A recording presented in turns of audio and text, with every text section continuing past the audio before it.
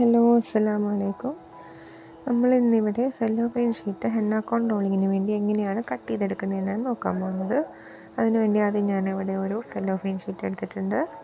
പിന്നെ നമുക്ക് ആവശ്യം ഒരു തെർമോക്കോൾ കട്ടിംഗ് ബ്ലേഡാണ്. ഇത് 30 മൈക്രോണിൻ്റെ സെല്ലോഫെയിൻ ഷീറ്റാണ് ഞാനിവിടെ എടുത്തിട്ടുള്ളത് കേട്ടോ. നമുക്കിതെങ്ങനെ കട്ട് ചെയ്യുന്നതെന്ന് നോക്കാം. ആദ്യം ഇത് ഈക്വൽ ഹാഫായിട്ട് ലെങ്ത് വൈസ് നമ്മൾ മടക്കും. മടക്കിയ ശേഷം ആ മടക്കിക്കൊണ്ട് നമ്മൾ കട്ട് ചെയ്ത് രണ്ട് ഈക്വൽ ഹാഫുകളായിട്ട് നമുക്ക് കിട്ടും.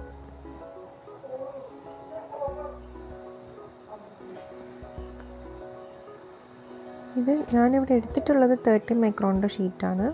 നമുക്ക് മാർക്കറ്റിൽ 25 മൈക്രോണിൻ്റെയും അതിൽ കൂടുതലും കുറവുള്ള ഷീറ്റുകൾ അവൈലബിൾ ആണ്.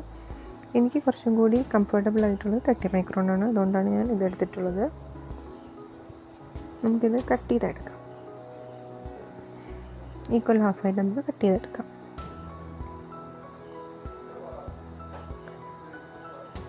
ഇനി ഇതിൽ ഓരോ ഹാഫ് നമുക്ക് ഒന്നും കൂടെ നേർപകുതിയാക്കി മടക്കി കട്ട് ചെയ്തെടുക്കണം.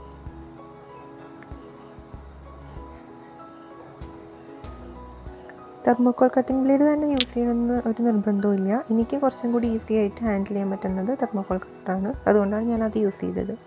നിങ്ങൾക്ക് വേണമെങ്കിൽ കത്രിക ഉപയോഗിച്ചും കട്ട് ചെയ്തെടുക്കാം. അതല്ല കത്തി ഉപയോഗിച്ചിട്ടാണെങ്കിലും കട്ട് ചെയ്തെടുക്കാം.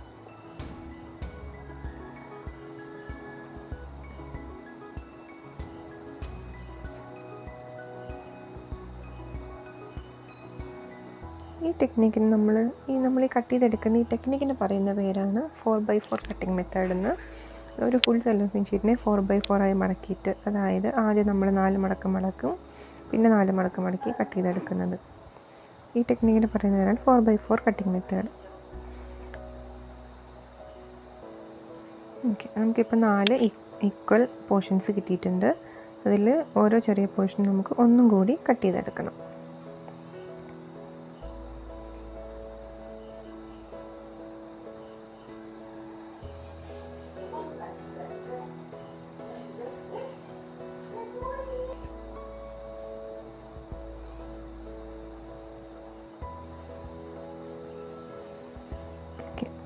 നമുക്കിനി ഇത് ഒന്നുകൂടെ കട്ട് ചെയ്തെടുക്കാം.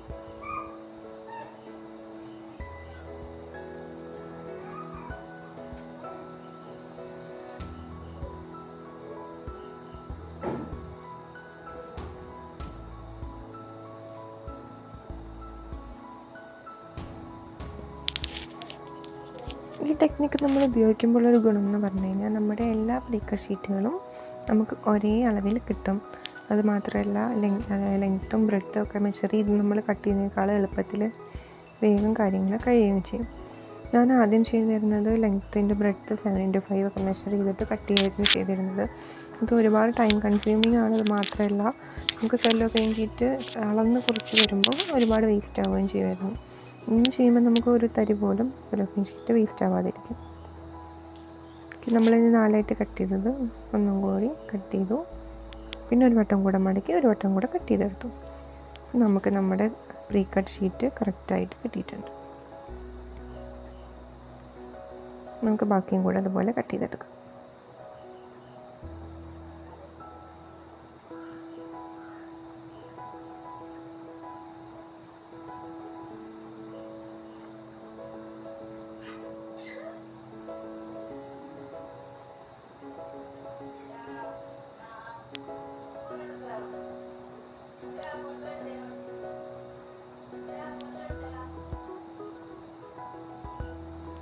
എല്ലാ പീസും നമുക്ക് പറഞ്ഞ പോലെ കട്ട് ചെയ്തെടുക്കും.